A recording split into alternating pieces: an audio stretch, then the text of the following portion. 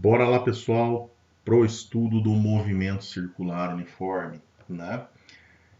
Movimento esse que tem características muito relevantes que a gente vai analisar com muito cuidado para que nada passe despercebido, tá certo? Então vamos lá, ó. Antes de mais nada, né, gente? Se você quiser estudar isso aí em casa, é só você baixar, né, esses slides no meu site, tá certo? Vai lá em cinemática nos slides de aula, procure por movimento circular uniforme e faça a festa no estudo, tá certo? Vamos começar, né? O que seria um movimento circular uniforme? A gente precisa definir esse movimento. Gente, eu sempre falo para você que o nome do movimento diz muita coisa, ou se não for tudo, relacionado a ele. O movimento é circular significa que a trajetória que nós vamos descrever é uma circunferência. O movimento é uniforme significa que o valor da velocidade não vai mudar. Então a velocidade vai ser constante em módulo, né? Então eu vou estar andando em círculo com velocidade de valor sempre igual. Então esse é a característica fundamental, a definição de um movimento circular uniforme. Nós temos que tomar cuidado com o que ocorre com a aceleração. Por quê? Com o movimento circular uniforme, o MCU, pelo fato dele ser uniforme, a minha velocidade tem módulo constante, então a minha aceleração tangencial é nula. Embora o movimento seja uniforme, pelo fato dele ser circular, a minha aceleração centrípeta não é nula, porque a velocidade para descrever essa trajetória circular tem a sua direção e sentido alterada a todo instante. Então a minha aceleração centrípeta não é zero. Consequentemente, a minha aceleração vetorial ela vai ser igual à centrípeta, né? Por quê? Porque a tangencial é zero, mas como eu tenho centrípeta, a vetorial passa a ser igual à centrípeta, tá certo? Então, num movimento uniforme, dependendo da trajetória, como nesse caso circular, eu tenho uma aceleração, sim, senhor, tá joia? E a aceleração vai ser a própria centrípeta. Ô, Rafão, muito bacana. A gente precisa entender agora o que? Como que eu vou analisar as grandezas relevantes para esse movimento? E de cara, pessoal, eu falo para você tomar cuidado com isso. Ó. Esse corpo ó, tem um movimento circular uniforme. Repare que a posição dele muda a todo instante. Então, além de uma variação de posição, perceba que eu tenho um ângulo sendo formado aqui, ó, com esse vetor posição e essa linha de referência. E esse ângulo também vai mudando. Então, no movimento circular uniforme, eu tenho uma variação de posição e uma variação angular. E tudo isso a gente vai relacionar e procurar entender como que essas grandezas estão relacionadas. Tá joia?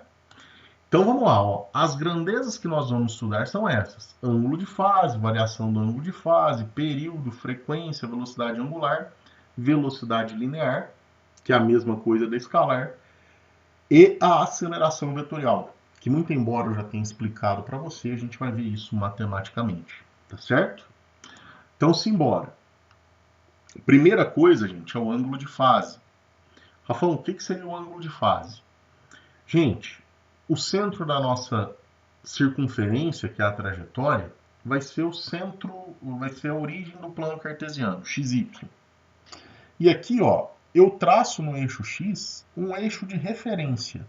A partir dele, eu vou conseguir determinar esse ângulo de fase, porque o ângulo de fase vai ser medido entre esse eixo de referência e o vetor posição, que liga a origem da minha circunferência até a posição onde o corpo ocupa naquele momento.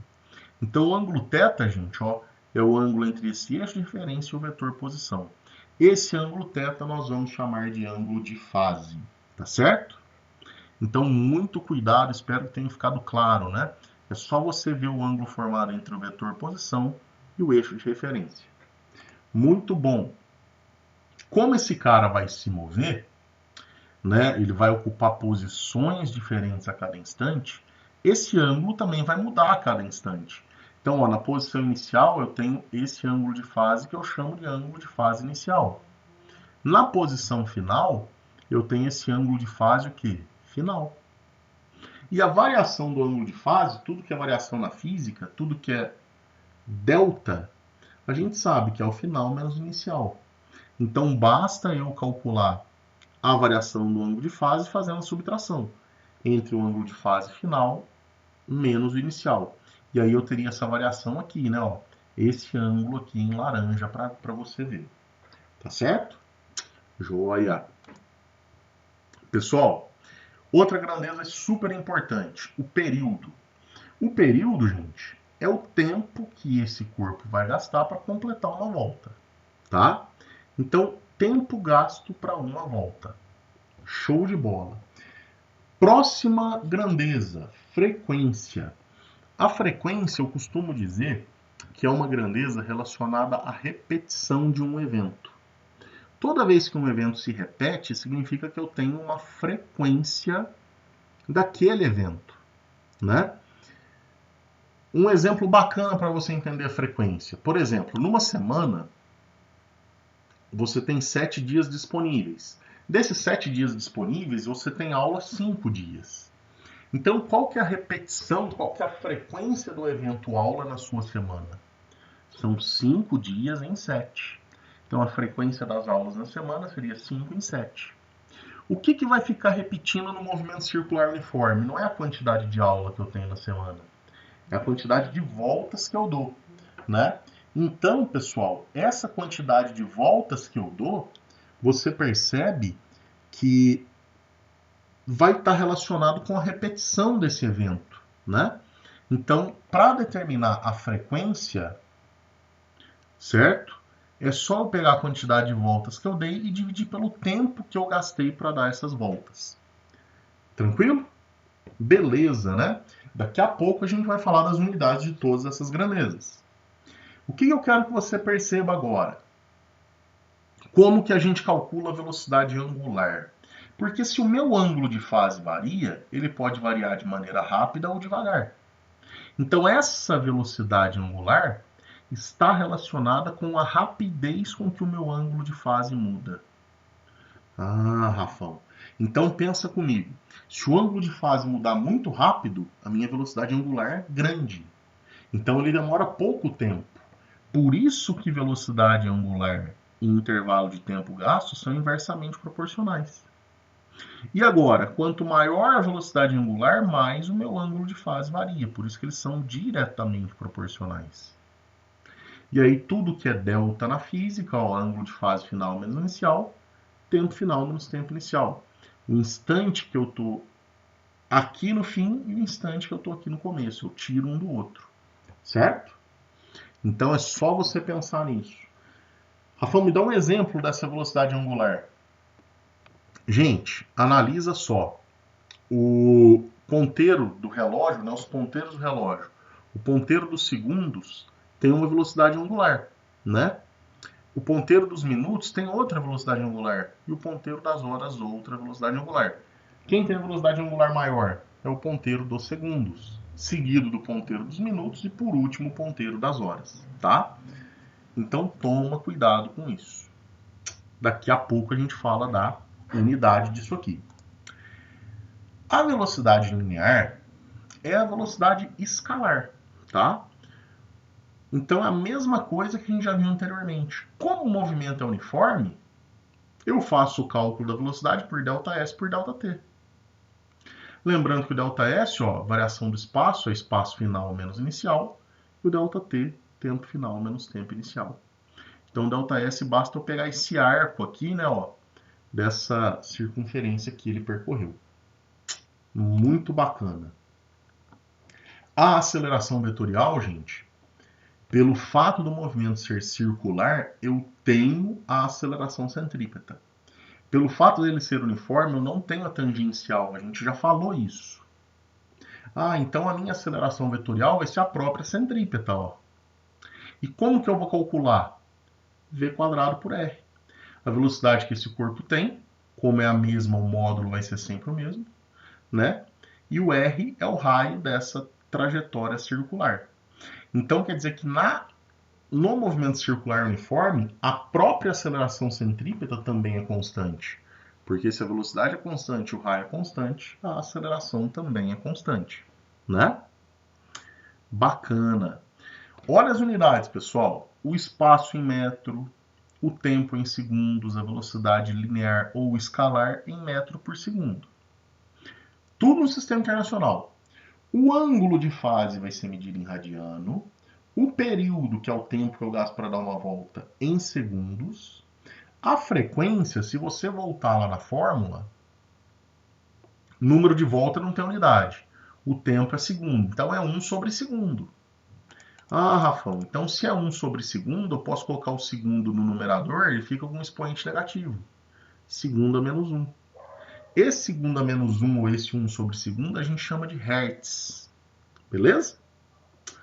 A velocidade angular é a variação do ângulo de fase pelo tempo. Cadê o tempo? Aqui, ó. Então, lá, a variação do ângulo de fase é radiano, e o tempo é segundo, então é radiano por segundo.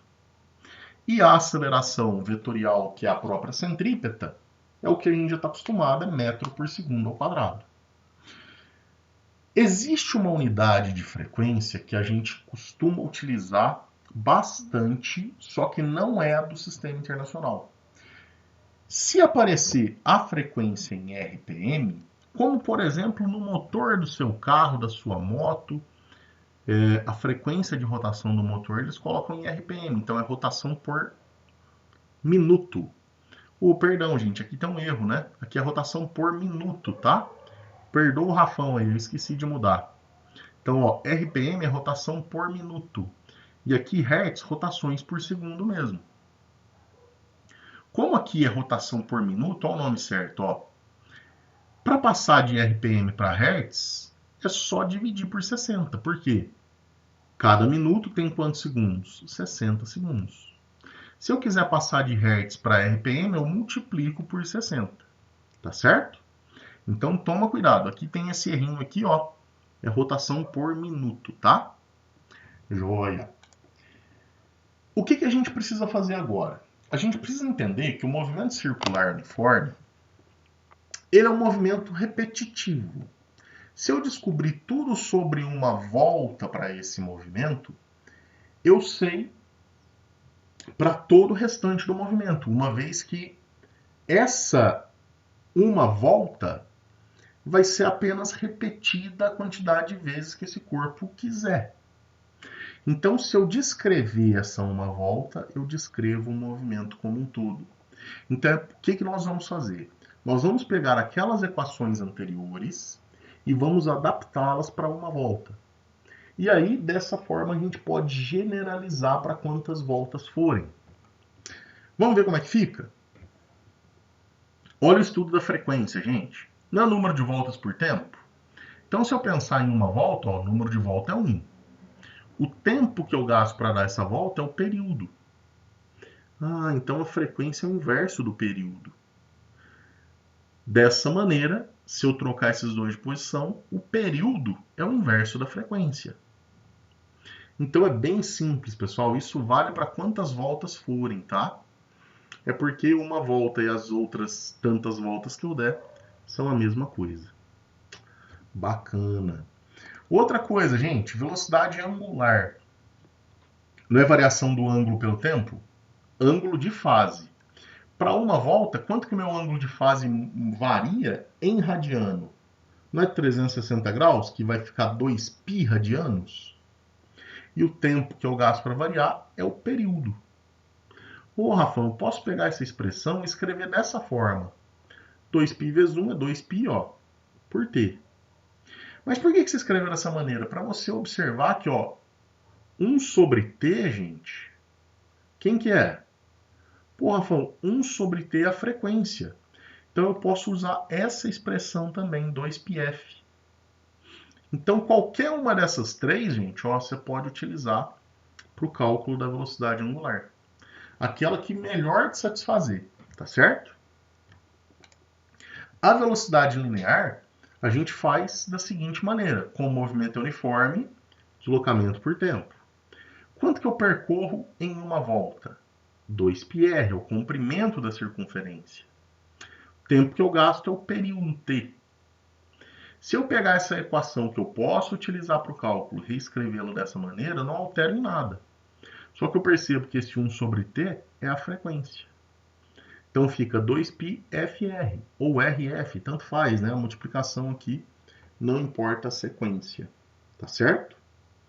Então, essas três equações que estão destacadas em verde também podem ser utilizadas, né? Você vai ver qual das equações, né, melhor satisfaz a sua situação estudada. Dessas transformações de fórmula que a gente faz, né, a gente chega numa outra equação que é extremamente relevante. Olha aqui, ó. Qual que é a equação relevante? Eu sei que ômega é 2πf e sei que V é 2πfr. Você consegue enxergar que o 2πf, que é o ômega, ele está aqui, ó. Então, se eu, no lugar do 2πf escrever ômega, eu ponho V igual a ômega vezes R. Ô, Rafão, de boa, né? Então, essa é uma equação que relaciona velocidade linear e velocidade angular. Tá certo? Muito cuidado com isso. V ômega R, pessoal. As duas fórmulas de aceleração centrípeta, que na verdade é a vetorial nesse movimento circular uniforme, que eu vou encontrar agora, na verdade são só aplicações dessa equação que a gente já sabe, V quadrado por R. Se você quiser decorar e tiver facilidade, é bacana porque é uma ferramenta a mais. Mas se não, essa aqui você consegue achar essas grandezas e calcular da mesma forma. Vamos ver? A primeira outra equação seria o quê? Ó? Pegar o V quadrado por R, que é a aceleração centrípeta, e no lugar do V substituir a relação que a gente viu no slide anterior, no slide 18, ó, que é ômega R. Então, lá, ó, no lugar do V eu vou colocar ômega R elevado ao quadrado dividido por R. Ômega ao quadrado, R ao quadrado dividido por R. Corto esse R com um desses R's, ó, a aceleração fica ômega ao quadrado R. A outra fórmula, então você pode usar essa também. A outra fórmula, gente, seria o quê? Pegar o V ômega R, isolar o R aqui, seria V por ômega, e substituir no lugar do R da aceleração centrípeta, V quadrado por R, ó, substituir essa relação do V por ômega. Então ficaria como? A igual a V quadrado dividido por V sobre ômega. É uma divisão de duas frações, conserva a primeira, multiplica pelo inverso da segunda, corto ou simplifico esse V com um desses V's aqui, e aí eu tenho a aceleração vetorial, sendo um produto direto da velocidade linear e a velocidade angular. Então, isso mostra para mim que nós vamos ter três equações possíveis para o cálculo da aceleração vetorial, que é a própria aceleração centrípeta, tá? Assim, se conseguir gravar essas duas finais aqui, beleza. Se não, essa aqui você consegue. É só você calcular a velocidade e o raio, né, se você já não tiver, e substituir nessa equação. Muito bacana. Para a gente encerrar esse estudo do movimento circular uniforme, pessoal, nós precisamos falar de uma função horária angular. Por quê? Porque como além da posição mudar, então isso aqui vai obedecer uma equação do sorvete, já que o movimento é uniforme, o ângulo também muda. Então, por exemplo, eu poderia perguntar, em 2 segundos de movimento, qual que é o ângulo de fase? Em 5 segundos, qual que é o ângulo de fase?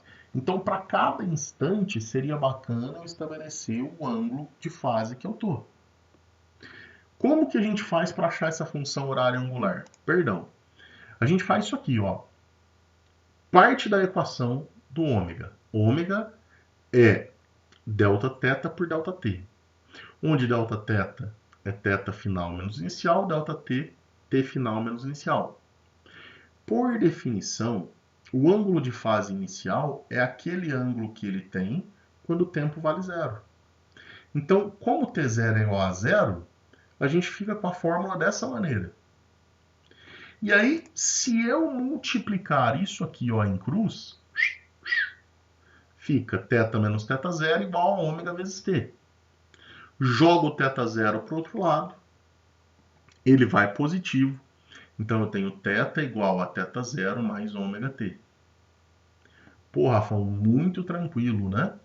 Então olha só, gente. Se eu souber o ângulo de fase inicial, a velocidade angular e o instante, eu consigo determinar o ângulo de fase que eu estou a qualquer instante. Então por isso que é uma função horária angular. Beleza? Eu consigo determinar o ângulo de fase para qualquer instante que o exercício me pedir. E aí, só para ressaltar, o θ é o ângulo de fase final, o θ0 é o ângulo de fase inicial, o ômega é a velocidade angular e o t é o instante que você está estudando. Gente, é bacana para a gente concluir, a gente ter noção desses dois aspectos importantíssimos. Como eu tenho um movimento uniforme, a velocidade linear e a angular são constantes, assim como a aceleração vetorial, que é a centrípeta, que também é constante. Além disso, gente, como o movimento é uniforme, eu não posso esquecer que, se porventura for necessário, eu posso utilizar a função horário dos espaços do movimento uniforme, que é o sorvete, S é igual a S0 mais VT. Certo? Então é isso, gente. Agora só nos resta fazer exercícios, tá certo? Um grande abraço para você.